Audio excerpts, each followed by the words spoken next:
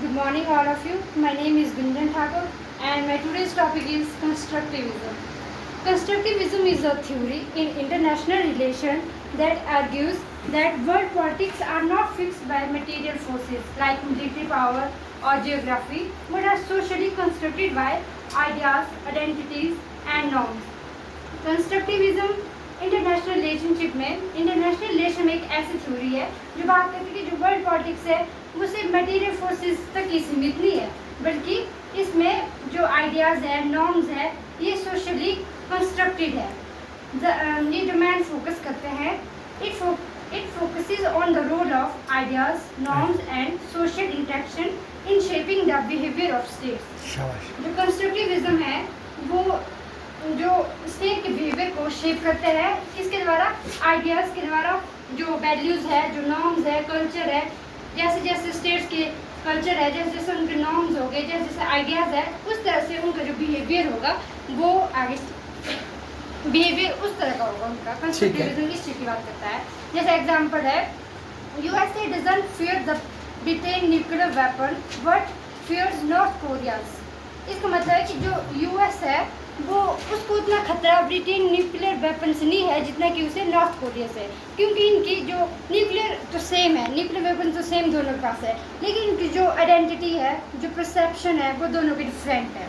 बहुत ही अच्छा, देखो कितना अच्छा इन्होंने उदाहरण दिया। इसको थोड़ा रोकते हैं मैडम की आवाज़ कि भाई कि बम तो बम है, अगर अमेरिका का बम फटेगा, यूके का बम फटेगा तो भी बंदे मरेंगे, और नॉर्थ कोरिया का फटेगा तब भी मरेंगे। पर अगर नॉर्थ कोरिया एक भी बम बनाए तो अमेरिका के पेट में दर्द हो जाती है। उसके यूके के पास 200 बम है, 100 बम है, अमेरिका को कोई टेंशन नहीं।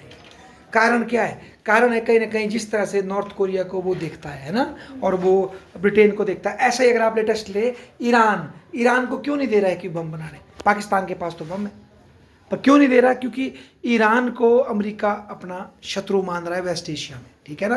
तो इसलिए उसको ईरान के एक बम से भी दिक्कत है, और पाकिस्तान के 100-200 बमों से भी उसको क्या नहीं है, तकलीफ। तो इसके पीछे कहीं ना कहीं बम की टेक्नोलॉजी नहीं, जो सोच है अमेरिका की, जिसके हिसाब से वो मित्र और शत्रु बनाता है, वो महत्वपूर्ण है ना मैडम। ऐसा बोल रहे हैं, आगे बोलो बिटिया। शाबाश। Constructivism in IR starts mainly in late 1980s and early 1990s। शाबाश। As a response to realism and liberalism. जो कंस्ट्रक्टिविज्म है 1980 या 1990s में आया, मतलब ये किसके रिस्पॉन्स में? रियलिज्म और लिबरलिज्म के। ये नई सोच है अभी की एक।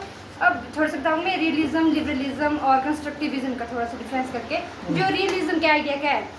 World politics is about power and survival. ठीक है। वर्ल्ड पॉलिटिक्स ये कहता है सिर्फ पावर और सर्वाइवल की बात, सेल्फ हेल्प की बात, जो रियलिज्म है। और इसके जो एक्टर, जो स्टेट है, वो सेल्फ इंटरेस्टेड होते हैं, अपने हित के बारे में सोचते हैं, दूसरों का नहीं सोचते हैं इतना। और जो ज़्यादा जो फोकस करता है रियलिज्म ज़्यादा करता है, ये security, military force, power, branch of power, इन सब पे करता है। और जो इनमें जो ह्यूमन नेचर होता है वो सेल्फिश होता है। अब लिबरलिज्म की बात करते हैं, मतलब मैडम का बोलना मतलब है कंस्ट्रक्टिविज्म से देखे तो रियलिज्म ये समझाता है हमको कि मानव का स्वभाव स्वार्थी है ना, और सत्ता का भूखा है। समझाता है वो ऐसा मानव है या नहीं है, देश ऐसे है या नहीं है, पर वो समझा रहा है हमें। और जब हम उसको मान लेंगे तो वो हमारी क्या हो जाएगी फिर? सच्चाई। देखो क्या बोलता है कंस्ट्रक्टिविज्म, हम अपनी सच्चाई को खुद बनाते हैं। अगर आप ये मानते हैं हर बंदा स्वार्थी है, तो आप हर बंदे को उसी नज़र से देखेंगे, और फिर उसकी हर वो बात पिक करेंगे जहाँ आपको शक हो रहा है, और फिर वही आपकी क्या बन जाएगी? सच्चाई। फिर आप स्वार्थी बिहेव करेंगे, वो बोलेगा अच्छा ये स्वार्थी है, फिर वो और स्वार्थी बिहेव करेगा, फिर वो आपकी क्या बनने लगेगी? सच्चाई। जो आपने सोची वही आपकी क्या बनेगी? सच्चाई। ऐसा बोलता है। आगे बोलो बिटिया। शाबाश।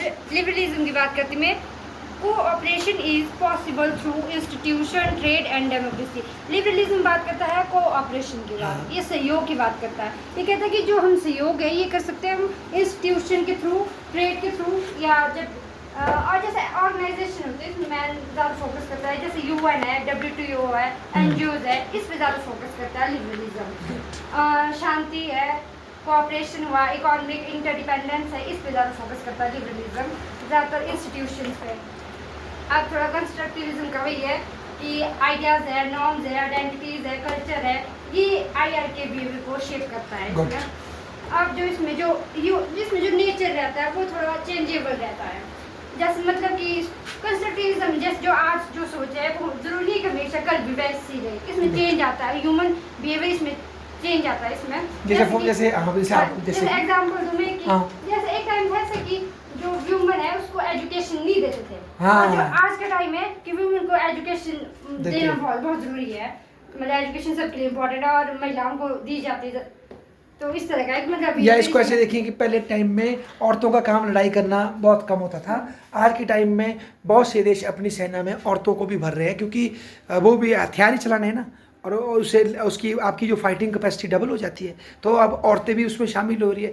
एक टाइम में पर्यावरण का मुद्दा महत्वपूर्ण नहीं था इंटरनेशनल रिलेशन में, आज हम इंटरनेशनल पॉलिटिक्स में उसको भी क्या मान रहे हैं, महत्वपूर्ण। और एक आपने बोला आइडिया महत्वपूर्ण होते हैं, तो जैसे अब इंटरनेशनल रिलेशन जब शुरू हुआ तो ये इन गोरे लोगों ने, जो वेस्ट के लोग थे, इन्होंने शुरू किया, और इनके वहाँ एक पुरुष प्रधान सोच थी, और उसमें ये बात थी कि आदमी भगवान का पुत्र है और वो प्रकृति और मानव पर कब्जा कर सकता है। उस सोच को लेकर जब ये लोग आए तो इन्होंने जब अफ्रीका और एशिया में जब बेचारे मतलब अपने से कम विकसित सो कॉल्ड लोग देखे, तो सोचा इनके पर तो हम राज करने आए हैं, और इनके संसाधनों का इन्होंने क्या किया, फिर शोषण किया, दोहन किया। तो ये इनके विचार थे, और इसकी वजह से आज हमको ये सिखाया जा रहा है कि पूरा इंटरनेशनल रिलेशन सिर्फ क्या है, स्वार्थ, शक्ति की पूर्ति, चाहे उसके लिए अनैतिक तरीके से भी करो, यही है। तो इसका मतलब जो आपके कॉन्सेप्ट बनते हैं, आइडियाज़ बनते हैं, वही आपकी थ्योरी को प्रभावित करते हैं। शाबाश। और बोलो। सर कंस्ट्रक्टिविज्म का थोड़े मेन थिंकर बताती हूँ मैं। शाबाश। निकोलस ओनफ है, अलेक्जेंडर वेंडर्ट है, शाबाश,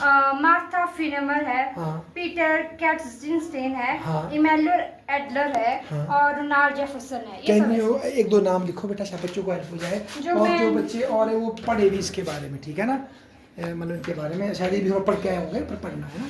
एक नाम बताया इन्होंने, निकोलस ओनफ। इनकी कौन सी बुकें हैं, मेन आइडियाज़ क्या, ऊपर ना आपने सब होगी, नेट लेवल की तैयारी, ठीक है, शाबाश। और दूसरा बता रहे हैं मैडम, अलेक्जेंडर वेंडर, ये ज़्यादा फेमस है, अलेक्जेंडर वेंडर। शाबाश बेटिया। सर निकोलस ओनफ का जो ज़्यादा कंट्रीब्यूशन रहा है, इनकी जो बुक थी एक, जिसका नाम है world of our making. World of our making, अच्छा, दुनिया जो हम खुद बनाते हैं, ब्यूटीफुल। नाम तो लिखना। हाँ चलो, लिखने कष्ट होगा। बुक का नाम बोला वर्ल्ड ऑफ आवर मेकिंग। अच्छा, 1989 में। इसमें सबसे पहले उन्होंने इंटरनेशनल रिलेशन में कंस्ट्रक्टिविज्म शब्द को इसके मतलब इसको कॉइन किया। अच्छा, ये शब्द इसने कॉइन किया, ओनफ ने। कंस्ट्रक्टिविज्म का जो शब्द है, ये क्या सबसे पहले इन्होंने कॉइन ओनफ ने। अच्छा, अब सर अलेक्जेंडर वेंडर्ट के बारे में बताऊंगा थोड़ा। गुड। अलेक्जेंडर वेंडर्ट जो है, उन्होंने 1992 में लिखा एक आर्टिकल सर, फेमस आर्टिकल है, anarchy is what states make of it is. हाँ, ये बड़ा फेमस आर्टिकल है, लिखो यहाँ, लिख लो यहाँ, anarchy is what states makes of it. Anarchy क्या है, जो राज्य इससे मतलब निकालते हैं, ऐसा देखो, ये बड़ी फेमस लाइन आपको बता रहे हैं, anarchy is what states makes of it. वाह, बहुत ही अच्छी है आपकी सुलेख भी, इसमें भी हम आपको 4 नंबर बढ़िया देते हैं, वेरी गुड। बीएड के बिना ही इनका सुलेख बहुत अच्छा, good. Alexander vendor, very good बेटा। सर इस बारे में बताती हूँ थोड़ा। एनार्की मींस मतलब नो वर्ल्ड गवर्नमेंट। अच्छा, मतलब कोई वर्ल्ड गवर्नमेंट नहीं है, ठीक है बेटा। फिर अलेक्जेंडर वेंडर्ट बोलते हैं कि जो अनार्की का मतलब सिर्फ वायलेंस या कन्फ्लिक्ट करना ही नहीं है, ये डिपेंड करता है स्टेट के बिहेवियर पे, कि वो एक दूसरे को कैसे परसीव करते हैं, और उनके बीच कैसी आइडेंटिटीज है, कैसी उनकी आइडियोलॉजीज है, कैसे उनके नॉर्म्स है, ये सब इस पे डिपेंड करता है कि वो अनार्की को किस तरीके से देखते हैं। देखो क्या बात बोली, जब टिपिकल हॉब्स वाली बात करते हैं, अनार्की मतलब मार काट, लूट खसूट, ये तो आप देख रहे हैं ना इसको। अगर स्टेटों के बीच में कैसे रिश्ते हैं, क्या वो बंधुत्व की भावना से देखते हैं, दोस्ती की भावना से देखते हैं, तो उनके रिश्ते डिफरेंट हो सकते हैं। ये तो आपके ऊपर डिपेंड कर रहा है ना, आप कैसे अपनी अनार्की को डिफाइन करते हो। शाबाश, आगे बोलो। जैसे एक मिनट देखो, क्या इस कमरे में इस टाइम स्टेट है? अभी तो नहीं है ना। हाँ, कोई खोचा होगा, मैं आपको चांटा मारूंगा, आप मुझे चांटा मारेंगे, फिर स्टेट आने लगेगा। पर अभी तक कैसा है हमारा रिश्ता, बिना स्टेट के है ना। पर ये हम कैसे मैनेज कर रहे हैं इसको, अपनी तार्किकता पे कर रहे हैं ना, तो वो बात बोल रहा है ना। शाबाश बेटा, आगे बोलो। बोलते हैं कि relation depend on ideas and identities, not just power. वाह, आइडियाज एंड आइडेंटिटीज। देखो जैसे कि फॉर एग्जांपल EU का ही देख लो आप, EU में जो 2 वर्ल्ड वॉर लड़ी गई, यूरोप में जर्मनी और फ्रांस ने एक दूसरे की मुंडी काटी, इतने युद्ध किए, और आज वो एक अलायंस में है EU में, और अब उनके बीच में कोई सेना नहीं है। अपनी सेना होगी पर आपस में बॉर्डर में कोई सीन नहीं, खुश है वो। तो ये कैसे होगा? क्योंकि उन्होंने अपनी जो सोच थी उसको ही बदल दिया, अपनी दुनिया के प्रति नजरिए को क्या बदल दिया, चेंज कर दिया। शाबाश बेटा, और बोलो। सर इसके थोड़े और बताते हैं अलेक्जेंडर के ही। गुड फिर ये बोलता है identities and interest socially constructed. Good, identity and instructs are socially socially constructed होता है। स्टेट का जो इंटरेस्ट है वो सर्वाइवल या पावर ही नहीं होता है सिर्फ। स्टेट्स का जैसे स्टेट्स का बिहेवियर, जैसे उनकी आइडेंटिटीज होगी वैसे उनके इंटरेस्ट हो गए। फिर इंटरेस्ट से ही उसके बाद मतलब स्टेट्स इंटरेस्ट से उनके आइडेंटिटीज होंगे। मैं कहूँ देखो, जैसे मैडम शुरू में जो आपने बोला वो पढ़ो, स्टेट की आइडेंटिटी क्या? सही बोला, स्टेट का इंटरेस्ट सर्वाइवल या पावर नहीं होता, स्टेट का जो इंटरेस्ट है उनकी आइडेंटिटी से बनता है। हाँ, अब समझो, पाकिस्तान हमारे साथ हमारा पड़ोसी है, तो उसको कोई भारत से कभी ऐसा खतरा थोड़ी था कि हम उस पर सीधा अटैक करेंगे। हमने कभी उस पर अटैक करने की कोशिश नहीं की, पर क्योंकि उसने अपनी आइडेंटिटी ऐसी बनाई कि हम जो है बाबर के और कौन थे वो गजनी फजनी है ना, जो भी थे, हम उनकी औलादे हैं, घोड़े पे चढ़ के आए हैं काफिरों के खिलाफ। तो उसने खुद ही अपने आप को इस्लामिक स्टेट मान लिया, इस काफिरों के इलाके में ठेकेदारी ले ली। तो इसलिए नेचुरली हम उनके क्या हो गए, शत्रु। जो भी भारत पर आक्रमणकारी वो उनका हीरो बन गया, ठीक है ना। तो इसे नेचुरली उन्हें अपने अंदर उन्होंने हमारे प्रति क्या ले ली, शत्रुता। फिर उनके मन में ये आ गया कि हमें इंडिया को सबक सिखाना है, इनसे कश्मीर छीनना है, या इनको इनके प्लेस पे रखना है, या फिर अगर ऐसा ना हो सके तो जिहाद करके काटना है इसको जगह जगह से। तो ये सोच कैसे आ गई उनके अंदर? कोई भारत ने तो कभी ऐसा नहीं कहा कि हम आपको खा जाएंगे। तो इसका मतलब ये है कि जो उन्होंने पाकिस्तान ने जो अपनी आइडेंटिटी बनाई है इस्लामिक एंटी इंडिया, उसकी वजह से उसकी दुश्मनी है हमारे साथ, ना कि इंडिया से कोई उसको कब्जा करने का खतरा है। आगे बोलो। एग्जांपल जैसे कि जो यूएस है वो मानता है अपने आप को लीडर ऑफ डेमोक्रेसी। गुड, तो वो सपोर्ट भी करेगा डेमोक्रेटिक स्टेट्स को ही। ये इसका एग्जांपल और है, यूएस खुद को समझता है एक्सेप्शनल, भगवान ने हमें बख्शा है, हम अनोखे सीन है दुनिया में, ठीक है जी। तो इसलिए वो क्या चाहता है, हर जगह मुझे क्या दी जाए, एक्सेप्शन, मेरी बात मानो, मैं जो बोल रहा हूँ मेरी बात को माना जाए, क्योंकि मैं अद्भुत और एकमात्र हूँ। इसलिए तानाशाही करता है, गुंडागर्दी करता है। जैसे मैडम डेमोक्रेसी के नाम पे, डेमोक्रेसी फैलाने के नाम पे उसने इराक पे अटैक कर दिया, इतने लोग मरवा दिए, फिर डेमोक्रेसी नहीं आई। ईरान को गोचा दे रहा है, कई और देशों को तंग कर रहा है, तुम्हारी डेमोक्रेसी नहीं है। और जहाँ उसके साथ ठीक है बंदे, वहाँ सऊदी अरेबिया तानाशाही है, और कई देश तानाशाही। पाकिस्तान में मिलिट्री को कौन बचा रहा है? अमेरिका, IMF से लोन दे के, नहीं तो लोगों ने फौज के कपड़े फाड़ देने थे, पर कौन बचा रहा है? अमेरिका। तब कहाँ जाती है डेमोक्रेसी? इसका मतलब है, मतलब ये सारी जो है हमने खुद कंस्ट्रक्ट की है, ठीक है ना। आगे बोलो बेटिया, शाबाश। और आइडिया की social interaction shapes international politics. Good, social interaction shapes international politics. हाँ। जैसे कि स्टेट एक दूसरे के साथ पहले इंटरेक्ट करते हैं, हाँ। फिर उसके बाद रूल्स बन जाते हैं उनके बीच, कुछ नॉर्म्स, एक्सपेक्टेशंस कुछ बन जाती है। फिर इन जो जब वो इंटरेक्ट करते हैं एक दूसरे से, उस वही करता है डिसाइड IR के बिहेवियर को। सही, बिल्कुल सही बोलूँ। कैसे? मतलब देखो, शुरू में अगर आपने पढ़ा होगा इंटरनेशनल लॉ, पता नहीं पढ़ा आपने, जब देश आपस में लड़ने लगे ना यूरोप के देश, तो धीरे धीरे उन्होंने फिर लॉ ऑफ वॉर बनाए, जिनेवा कन्वेंशन, फलानी कन्वेंशन, लड़ाई कैसे करनी है, चोट हो जाए तो कैसे ख्याल रखना है।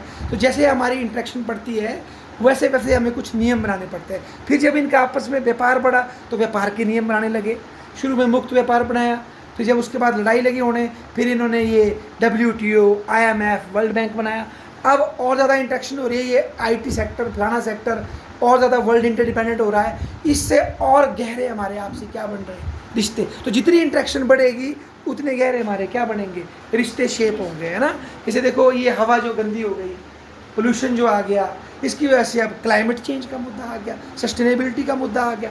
आगे बोलो, शाबाश। एग्जाम्पल जैसे कि कोल्ड वॉर के बाद जो US और रशिया का जो रिलेशन है वो उसमें चेंज आया है, क्योंकि उनके जो नॉर्म्स है, जो ट्रस्ट बिल्डिंग, उसमें चेंज आया है। ठीक है, गुड। फिर आगे है कि मटेरियल पावर से ज़्यादा इम्पोर्टेंस आइडियाज़ को है, इसमें कंस्ट्रक्टिविज्म देता है आइडियाज़ को ज़्यादा इम्पोर्टेंस मटेरियल पावर से। Yes sir. देखो कैसे इस टाइम अमेरिका और उसका सीन चला हुआ, आपस में रशिया की लड़ाई चली है, चाइना से भी है।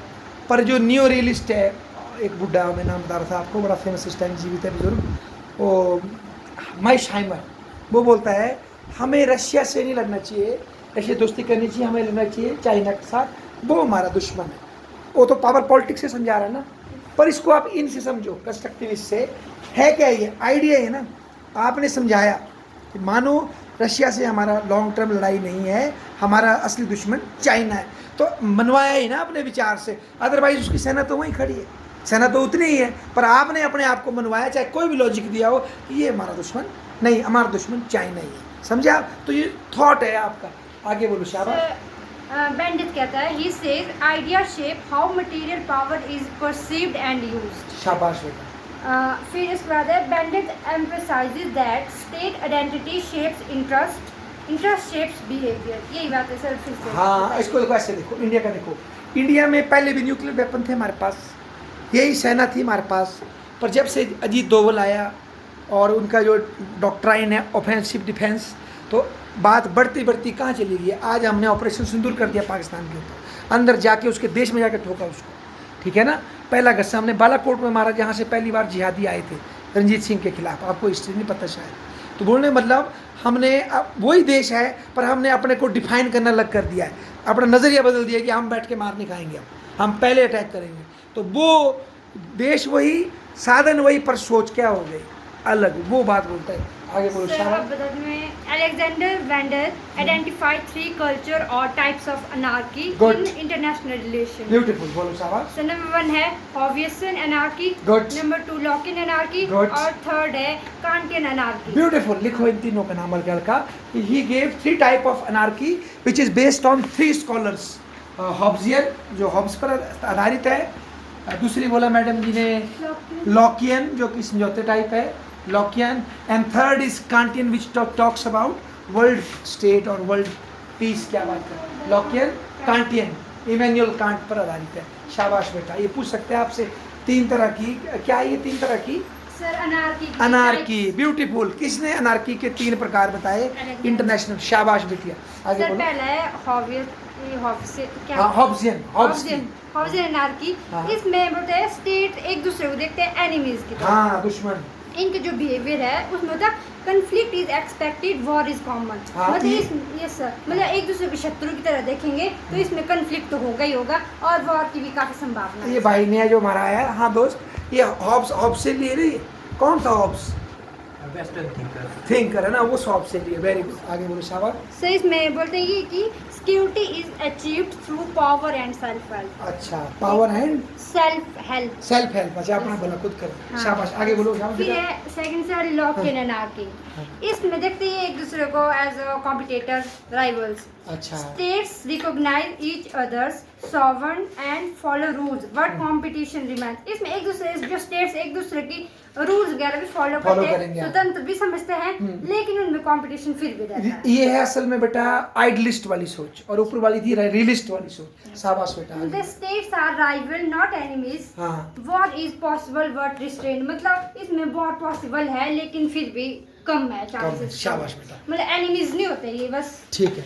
कंपटीटिव राइवल है ये ना, rival। ठीक है।